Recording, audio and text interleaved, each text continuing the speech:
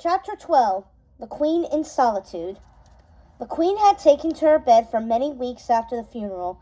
She felt conflicted about refusing Snow when she came to visit. She wanted so desperately to comfort the girl, but she could not. Seeing the child only reminded her of her husband. His eyes seemed to look at her from Snow's face, and similarly, seeing the Queen in this state would surely disturb the poor girl. But it wasn't only Snow. Since the king's death, the Queen had refused all visitors, save one. Verona had been ever at the Queen's side, pleading with her to get out of doors and into the sunshine. "My Queen, won't you see your daughter today?" Verona pleaded. "Perhaps you could take a walk about the grounds. She misses you terribly. It's been weeks since you've emerged. She loves Uncle Marcus, Aunt Viv, and the huntsman, but she needs you."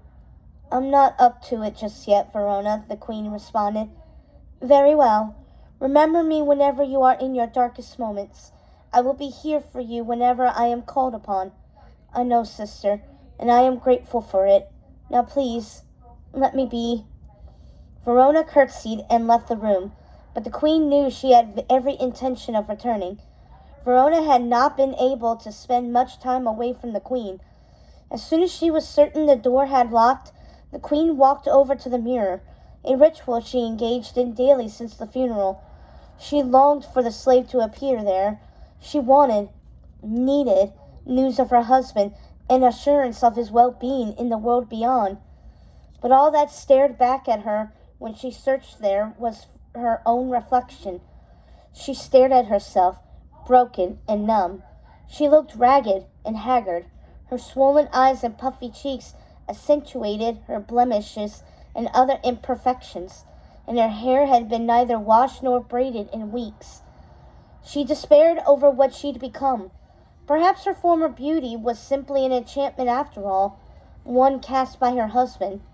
And when he died, her beauty, a false beauty, died with him.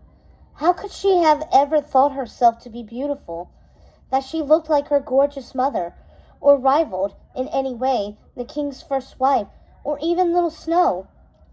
Then, as she stared at her hated face in the mirror, on the brink of a despair she would never be able to recover from, something began to take shape beyond the glass. In a swirling mist inside the mirror, the slave appeared. The Queen felt a twinge of hope, and possibly even joy, leap up inside of her. "It has been quite some time, daughter. Did you enjoy the funeral?" The slave asked. The Queen's lips stiffened. "It was a beautiful ceremony, befitting a beautiful man and celebrating his life. And now I need something from you." "And what is that?" "News of my husband." The face in the mirror laughed. "News of the king ended with his life." "Can you not see all?" the Queen asked. "I cannot see beyond the grave, but I have the ability to see all things in these lands. I can see things that can make you terribly sad, and I can see things that might even make you very, very happy." "What could possibly make me happy again now that my husband is dead?" the Queen asked. "I think you know," the face replied, and then faded from view. The Queen banged on the glass and called out to the slave, but he was gone. Though the Queen did not know when he would return, she suspected he would. When he did, she would be prepared. And in the meantime, she had a message to send. Though they lived almost an entire land away, the sisters arrived just a day after the Queen sent for them. Verona sneered and scowled as they made their way into the castle, scuttling about, chattering as usual. She viewed the speed of their arrival as one more odd happening to add to the list of those the sisters had accumulated. Snow White made herself scarce, and the attendants at the court all seemed reasonably disturbed by the women. They did not have to deal with them for long, however. The Queen requested that the sisters be brought to her chamber immediately upon their arrival at the court. "Sisters," the Queen said, "welcome." "We are," Lucinda said. "Privileged," Ruby finished. "The scars of your husband's loss show upon you," Martha said, reaching out and plucking a gray hair from the Queen's head. The queen shifted uncomfortably. At one time, she would have banished the sisters from the kingdom forever for doing such a thing. But there was something she needed, and she knew only the sisters could deliver it. "Last we met," the queen began. "The funeral, such a sad day. Yes, sad, sad, very sad," the sisters clucked. "Last we met," the queen began again, ignoring their interruptions. "You spoke of my mirror." 3 eerie smiles spread across the sisters' faces in tandem. "The magic mirror," Lucinda said. "The portal to the other world," Ruby continued. "The one which contains the soul of the maker of mirrors," Martha said. "So you know of it," the queen acknowledged. "Of course we do. It was we who created it, though not created it as in tempered and gilded, but we who captured the mirror maker's soul. Not captured," Lucinda spat. "He granted it to us, and we captured it, tied it up in spider silk webbing as it floated out of his body and up, up, up, and we took it and locked it away in the magic mirror. Don't forget, sisters, it was he who had asked, he who had begged, he who bartered his soul away." The sisters began to cackle again. The queen stared at the women coolly. "I demand you tell more. What is this barter you speak of?" The sisters began a tale that was less fragmented than the queen had ever heard usher from their lips. They spoke as one. "You see, the maker of mirrors, his wife wanted a child more than anything, yet she was barren, and the maker of mirrors could not bear to see her unhappy, and we cannot bear to see one so unhappy, so we engaged the maker of mirrors. We told him that for a price, we could make it so that his wife might bear fruit, but the cost was not small." "His soul," the queen finished. The sisters nodded in agreement, then continued. "So the child was hers, and his, but he owed us dearly."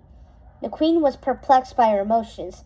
She should hate the sisters for what they had done to her father, but the queen herself so hated the man that she took great comfort in the sisters' weird imprisonment of him. "Go on," the queen commanded. "So when the child was born, we sealed the deal for his soul, and he had his gift, his child. We would claim his soul once he shuffled off his mortal coil. A pity, an irony, that your mother would not live to appreciate his sacrifice." "We delivered the mirror to your husband," Lucinda said. "And did you the favor of having him give it to you," Ruby finished. "Oh dear, how hard it must have been for you to be without either of your loving parents," Martha said, grinning. "But now, with the magic mirror, your father is always near," Lucinda said, grinning now too. "I believe you said something to me at the funeral about the mirror, about my father, about taming the spirit within," the queen said, ill at ease with the conversation and becoming increasingly anxious. "Are you experiencing problems? Is it not working quite right? Are you having some trouble calling upon your father, my dear?" the sisters asked, moving dizzyingly from one speaker to the next. "Yes," the queen said. "Can you show me how to tame the spirit?" The sisters chuckled. "Are you certain that is what you wish?" they asked. The queen nodded. "You might find yourself ruined by the things he tells you. Go on, I command you." The queen snapped. The sisters shuffled over to the mirror and linked their hands. They held their arms over their heads and began to chant. "Slave in the magic mirror, come from the farthest space. Through wind and darkness we summon thee. Speak, let us see thy face." A cool wind began to blow through the room, and the curtains danced like ghosts.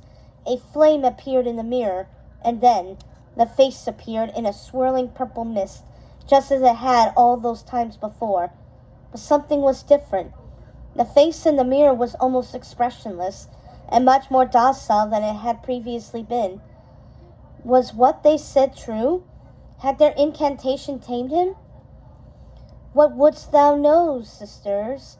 The sisters chuckled and snickered. "Why have you been so very unruly for your new mistress?" the sisters asked.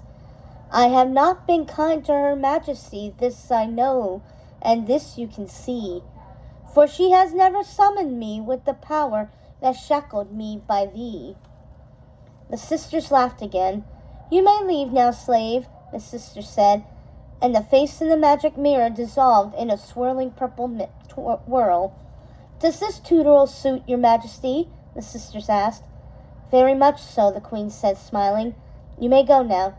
Before you send us on our way, Lucina said, we've left you another gift. Ruby continued. You will find it in your dungeon. Use it, Martha said.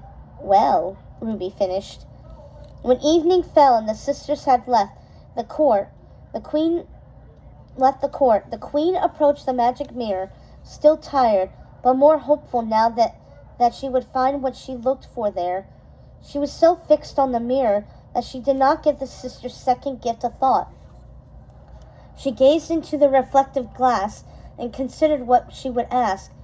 Then she recited the sister's incantation and called forth the slave in the mirror. What wouldst thou know, my queen? The slave asked. I wish to know of my husband. Is he well? Is he among the gods or the demons? I have told you before, my queen. I cannot see beyond that which can be seen. The queen considered this. All hope that she would know what had been in store for her husband after his death swiftly left her. She could barely see her reflection beyond the face in the mirror, but what she could see terrified her. She was as ugly as her father had always said she was. There was only one thing other than news of her husband that might lift her spirits. Tell me, mirror, who it is that is fairest in the land, she said desperately. Are you certain that you wish for me to answer that request? The slave asked. Certain, the queen said, gritting her teeth. Know that I am bound by the truth, the slave replied. Then if it is not I, tell me who it is, the queen said, becoming enraged. I did not say it was not you. I told you I could not lie. I thought you should be aware before treading into this territory. The queen sneered and nodded. Who is she, slave? Who is the fairest of all, one of all? The queen asked. You have been weathered by this experience. You are worn, and, the slave said. Out with it, man, the queen yelled, pounding her fist upon the mantle and shouting, Who is fairest in all the land? You are, my queen, the slave replied. Then he disappeared in a swirl of mist, and the queen could once again see her face. Her eyes narrowed, and a wicked grin stretched across one corner of her mouth.